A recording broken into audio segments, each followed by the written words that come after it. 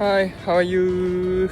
Today is April 29th, the last week of April, and the first week of May is known as Golden Week in Japan, a major holiday season. Since I'm basically always on vacation, I'm not big fan of Golden Week because everywhere gets super crowded. Today I'm continuing with more recommendations for things to try in Japan. The first one is wankosoba. The footage is from an older video, so the text size might not match, and the overall quality might be a bit low, but I hope you can still enjoy the vibe.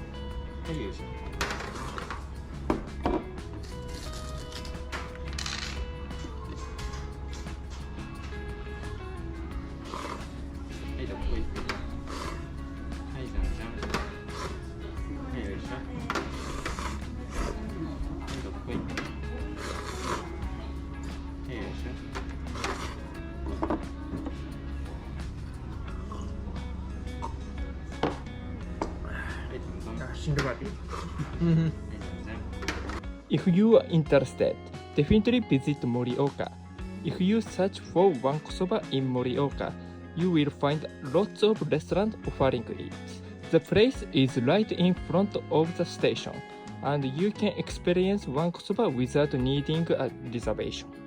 The second thing I recommend is donburi. In Japan, you could almost say we put everything on rice, because there are so many different types of donburi. Right now, I'm eating a kaisendon, a bowl of vinegared rice topped with various kinds of sashimi. Japanese fish is truly on another level. Why? Because Japan is surrounded by the sea, and there are spots where cold and warm ocean currents meet. Those areas are rich in plankton, which means the fish have plenty of food and grow delicious and flavorful. Even if you are not usually a fan of raw fish, I highly recommend trying it in Japan. I've met many people who said they couldn't eat raw fish with, but after trying it in Japan, they loved it. Lots of people eat kaisendon in Tsukiji, but honestly I don't really recommend it because the prices there are more like tourist prices. I've listed the restaurant information in the description box, so definitely check it out and give it a try. The third thing I recommend is matcha. This is matcha parfait I had at Denny's. It cost 700 yen. By the way, the menu at Denny's in Japan is completely different from the one in America. To be honest, matcha is pretty bitter, but I think the real charm of matcha lies in appreciating its aroma within that bitterness. So when people say good matcha isn't bitter, I don't agree. If you can enjoy the bitterness of matcha, you are basically a Japanese culture pro. To balance the bitterness, it's often paired with wanko or whipped cream. When you mix wanko, cream, and matcha together, it becomes totally different flavor from eating matcha alone.